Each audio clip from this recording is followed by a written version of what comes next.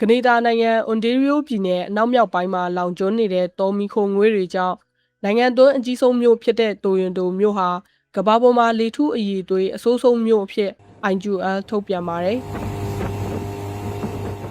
ကနေဒါပတ်ဝန်းကျင်ထိန်းသိမ်းရေးဌာနက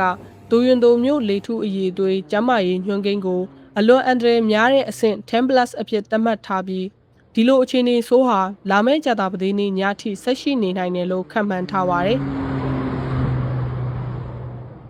ကနေဒါတနိုင်ငံလုံးအတိုင်းအတာနဲ့တောမီ835ခုလောင်ကျွမ်းနေပြီး112ခုဟာထိန်းချုပ်ရခက်ခဲနေဆဲဖြစ်ကာတောမီကြောင့်အွန်တေရီယိုပြည်နယ်မြောက်ပိုင်းရှိအာမ်စတောင်းမြို့ခံတွေနဲ့ရထားလိုင်းဝန်ထမ်းတွေကိုပြီးခဲ့တဲ့တနင်္လာနေ့ညကအရေးပေါ်ရွှေ့ပြောင်းပေးခဲ့ရပါတယ်။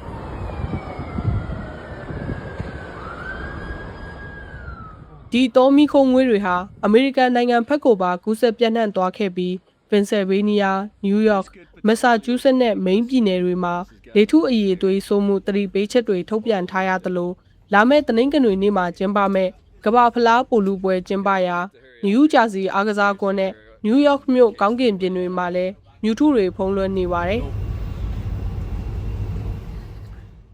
နယူးယောက်ပြည်နယ်အုပ်ချုပ်ရေးမှူးကပြည်သူတွေကိုကျန်းမာရေးသတိပြုကြဖို့နှိုးဆော်ထားပြီးပညာရှင်တွေကတော့ကနေဒါနိုင်ငံရဲ့တောမီလောင်ကျွမ်းမှုဟာအပူလိုင်းတန်ဆိုးမှုနဲ့ပူးတွဲကြုံတွေ့နေရတာကြောင့်နောက်ဆယ်စုနှစ်တွေမှာအကျဉ်းရေပိုများစွာကြုံတွေ့လာရနိုင်တယ်လို့သတိပေးထားပါတယ်။